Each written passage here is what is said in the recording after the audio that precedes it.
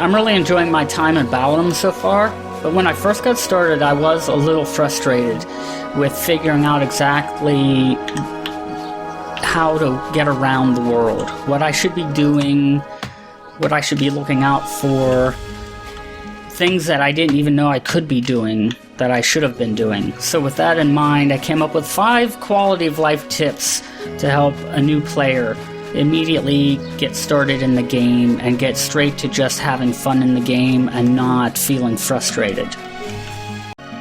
Number 1 is movement. There's 3 different ways you can move around in this game, which is actually quite helpful and nice to know. The first is you can just left click and hold the mouse button and just steer your guy around to move around the world. The other way is you can use WASD keys to move around, and you can even combine 2 of the keys to walk at an angle. So you can either walk left, right, up, down, or at an angle. The third way is a kind of auto-walking a bit. You can actually right-click the location you want to walk to. So you just right-click and wait for your guy to reach that destination. And that's how you can move around the world a little bit better. Number 2 is taking care of thirst and hunger. You have hydrated and fed levels, which can be a constantly looming threat, like a monkey on your back. But there are ways to immediately alleviate that and take care of it so you can get to just enjoying the game. Depending on the difficulty level you chose, it could be easier or very, very difficult. This is where you start in the game at your grandfather's house, and you can immediately go down to the center of town, a little bit to the south, and find the village well. And next to that well are some clay pots which you can interact with. You can open them up and find buckets of water, and you can freely take them without being pegged as a thief. And then once you have those buckets of water and even drain those, you can come back to this well, which is sort of your settlement well, and you can left click to not only drink from it to refill your hydrated level, but you can also fill up any containers in your inventory at the same time. So if you have a bunch of buckets and they're empty, left clicking will take a drink and fill up your buckets with water. So you always have water. Now with food, depending on the proficiency you chose, whether you took cooking or mining, or cooking or farming, you could grow crops right away. If you search all the little containers, like the little barrels next to your home where you start, you can find seeds right away to plant, like corn seeds, potato seeds, or wheat seeds, things like that. You can immediately start planting them, plus you can immediately start helping Ida right next to your well, and you can freely take that food and eat it without fear of being labeled a thief. They're free for you to take. You can take that, and that's how you can get some food that you can then right-click and eat to level up your fed level. You can also just roam around and find apple and pear trees, and then you can pick those and sometimes get 1 or 2 apples or pears off of each of those trees, and they do regenerate over time. So that's some ways you can immediately lower that feeling of risk or annoyance from needing to constantly manage hunger and food while you just want to finish eking out the first few steps you're taking in this world. Number 3 is don't fear exploring. The village seems at first like it should be smaller, and you can kind of get a dreadful feeling of, I better not stray too far because I just started the game, but the village is spread out quite a bit, and you can freely walk around it and without fear of being attacked by any monsters.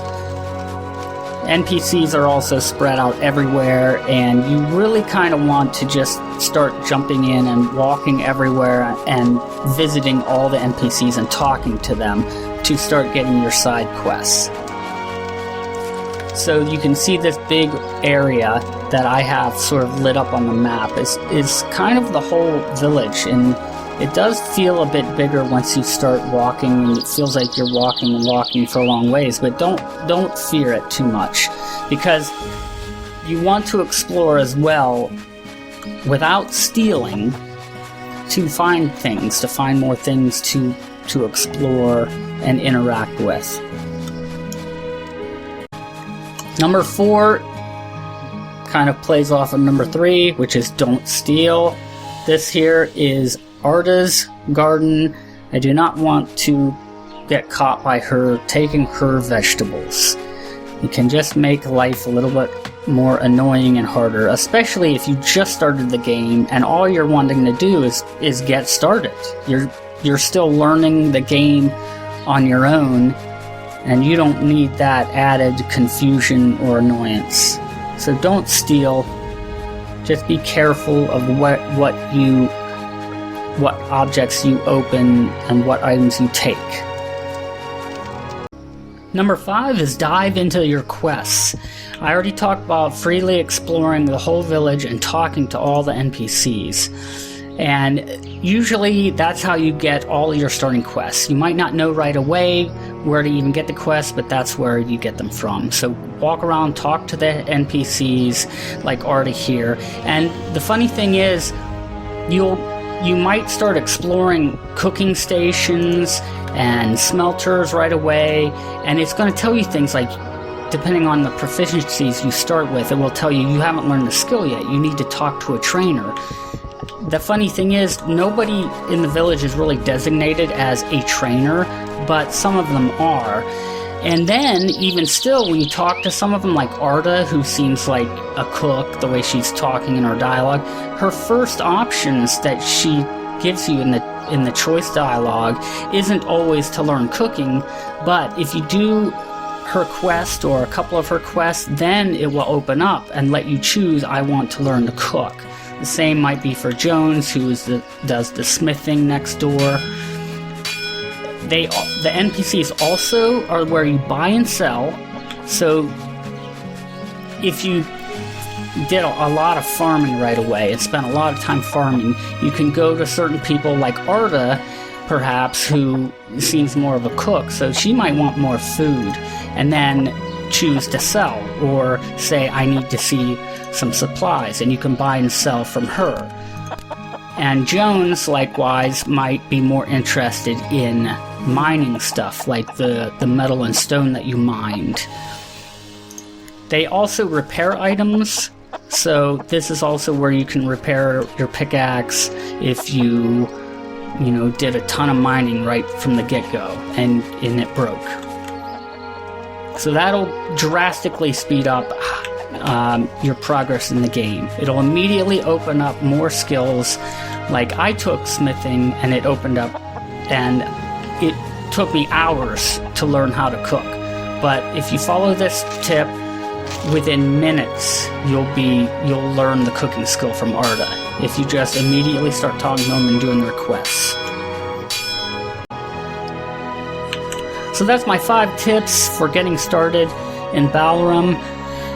Talk to all the NPCs, freely explore the village, learn how to move better. Don't, take care of that food and hunger right away. Don't be afraid to explore all these little things, like carts might be able to be opened and have things in them. Little tiny piles of wood sometimes these little tiny clay pots. But just be careful about stealing. Don't steal. It might be better off not to steal in the very beginning, as you're just learning your first steps in the game and figuring things out. Also, dive into all the first quests when you start visiting all the many NPCs around the whole village as you're exploring, and do their initial quests. You won't know it right away, but some of them are trainers, and the faster you do their quests, the faster they open up the ability to teach you cooking if you didn't take that from the beginning, or teach you how to mine if you didn't take that from the beginning. So thanks for watching. You can visit me on patreon.com/Stratix, S-T-R-A-T-X, or you can tweet me on Twitter. I'm Stratix Gaming, of course, on YouTube. If I forgot anything that maybe you have a tip for, let me know in the comments section. If you just have some questions, let me know as well. I'll be making more tips and tutorials and even longer Let's Plays and other gaming videos in the near future. So I'll see you next time.